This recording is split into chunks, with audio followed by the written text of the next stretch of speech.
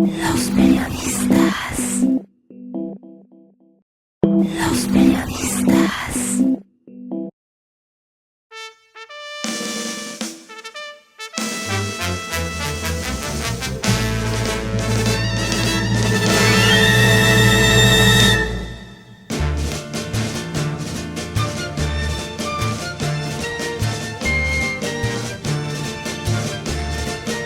Cada año se repite la misma historia entre la sociedad poblana, salpicada de novedosas aportaciones donde se mete a bailar, forzadamente a veces, a la nogada, salsa de la nuez de Castilla, con los chiles poblanos y sus frutas y carnes acompañantes. Nada nuevo bajo el sol, decía un amigo de Salacaín mientras se apuraban a seleccionar el espumoso para acompañar el más barroco de los platillos.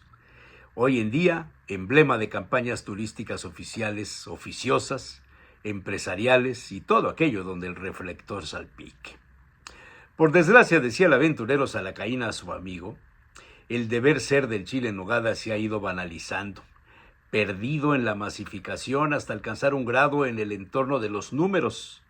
Las preguntas ¿cuánto cuesta? ¿Cuánto dura la temporada? ¿Cuántos se venderán? Son las premisas de las mesas donde se pretende aportar información a fin de evaluar las condiciones de la ya famosa temporada de los chiles en nogada. Y con esas charlas van las leyendas, las improvisadas anécdotas, los secretos de las familias. Difícil situación para el aventurero aquella ocasión cuando una ama de casa de la sociedad más o menos alta se plantó en discusión sobre si el chile era capeado o no, y si la carne debía ser de cerdo, no de res, era picada o molida. Salacaín controló el nervio y el enojo y dio por terminada la improvisada charla con dos preguntas. Señora, ¿usted es poblana o es migrante? La dama en cuestión reconoció sus orígenes ibéricos y su nacimiento en la Ciudad de México. Luego entonces le dijo Salacaín, usted nunca mamó la receta. Las nuevas generaciones han dejado de valorar el trabajo de hacer los chiles en nogada. En el pasado era la temporada para la convivencia, para juntar a la familia en torno a la cocina de la abuela, de la tía, de la madre y preparar a las nuevas generaciones en el método, los trucos, las recetas familiares. Comprar la fruta, escoger la nuez, identificar los chiles nacidos en los pueblos del Popocatépetl y después darse a la tarea cuidadosa y pesada, pelar las frutas, picarlas, tostar los chiles y pelarlos, picar la carne y demás ingredientes y, por supuesto, pelar la nuez, donde se ponía como requisito fundamental platicar, es decir, hablar, con lo cual los mayores se daban cuenta si alguien se comía a escondidas un trozo de nuez de Castilla. Muchas de las leyendas sobre las recetas y los ingredientes a usar en la preparación del platillo barroco derivan de la ausencia de los recetarios en el siglo XX, con énfasis en esta comida estrella de la cocina poblana, no de la mexicana, por ser sus ingredientes prácticamente exclusivos de Puebla.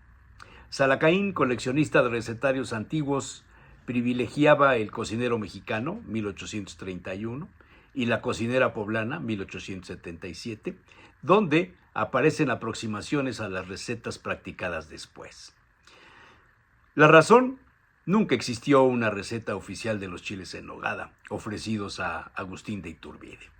Y los cambios políticos de México dejaron fuera de la mesa de los gobernantes a un platillo identificado con el imperio. Es decir, aseguraba el aventurero mientras separaba las botellas de néctar imperial de Moët Chandon, el México posterior a Iturbide tuvo otras costumbres de alimentarse. Incluso en las mesas registradas por la historia de Porfirio Díaz, los chiles en nogada no fueron socorridos, y sí, en cambio, la cocina francesa. Después, con la Revolución Mexicana, tampoco se dio entrada al chile en nogada. Luego entonces, solo en las casas de los poblanos se preparaban y se guardaban las recetas, pasaban de boca en boca.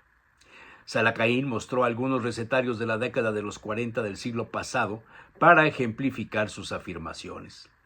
En 1939 apareció un recetario bajo el título El número 2 de Marichu, lo que toda ama de casa debe saber.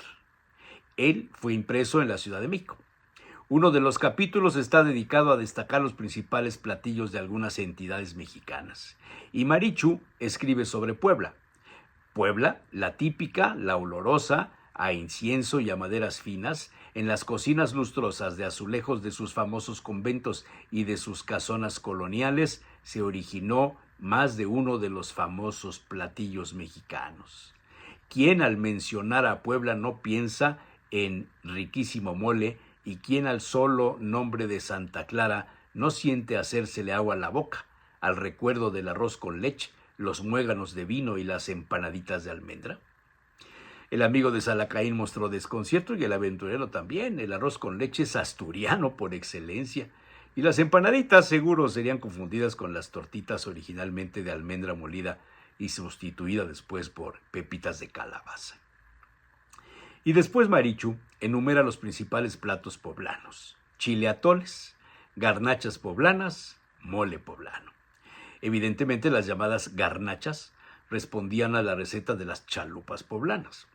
Más adelante en el capítulo de Vamos al campo, Marichu cita los chiles rellenos fríos, hechos con el chile poblano, sardinas, ternera, queso fresco y otros ingredientes.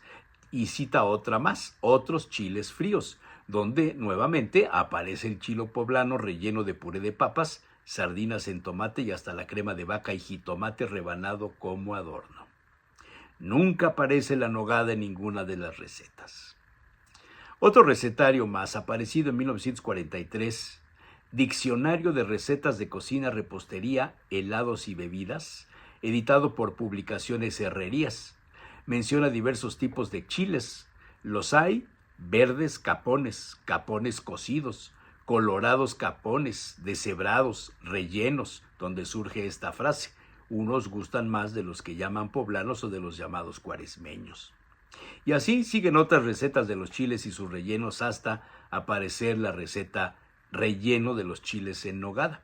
Y los autores advierten: existe una tradición ortodoxa que limita ese relleno a un picadillo de lomo de puerco sazonado al agridulce con uvas pasas, acitrón y piloncillo, vinagre y piña. Pero en otras partes se rellenan con picadillo de bacalao, de salmón, de huachinango, de queso, etcétera, etcétera. Indudablemente que la tradición ortodoxa es la que fija el gusto depurado y que no consiste en armonizar el fuerte sabor del pescado con el delicadísimo aroma de la nuez de Castilla. Como esta armonía es imposible y resulta estridente y detonante, no debe admitirse otro relleno que no sea el del picadillo de lomo de puerco. El texto sigue: en Puebla, en Córdoba y Orizaba no se admite otra clase de relleno. En Toluca, donde hay buen lomo, se ha preferido variarlos con un deseo de originalidad mal entendida, con salmón. El resultado no es recomendable. Y después el diccionario aporta la receta de la nogada. Dice así: técnicamente no es una salsa porque no predomina en ella el sabor salado ni es un aderezo. Por la combinación de sus componentes y su constancia ligera, por ser una preparación espumosa y fermentada que tiende a asedarse pronto y por su sabor dulzón predominante, es una crema. Salacaín y su amigo brincaron, soltaron carcajadas. Vaya forma de destrozar a la nogada poblana. Y luego vienen los 3 modos de hacerla: con nueces frescas de Castilla, con nueces secas de Castilla o también encarceladas, con almendra, piñones y otras semillas de la misma índole.